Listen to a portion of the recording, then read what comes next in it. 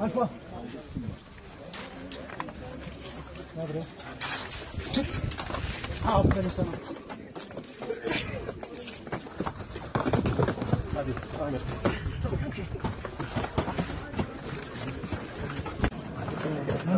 Gel oğlum. Hey bak. Bak.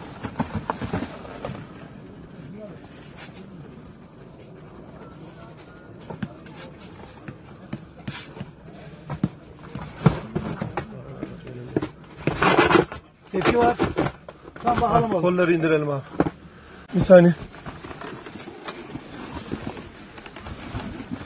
Evet. Oh. Arkadaşlar bir bıçak alabilir miyiz? Var var. Ha, var mı burada?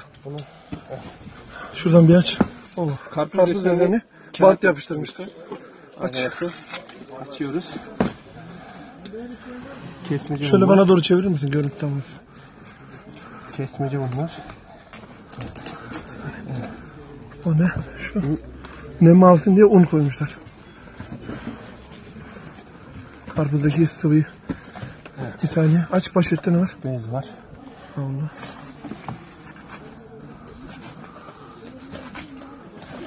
Bir saniye. Bir saniye.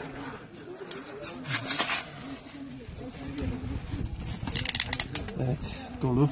Renkli görünüm itibariyle. Eroin maddesi. Tamam arkadaşlar. İndirin.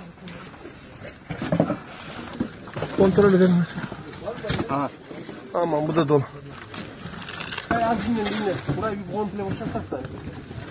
Aynı şekilde. Bilimin baktığında Tamam. Dursana abi öyle bir.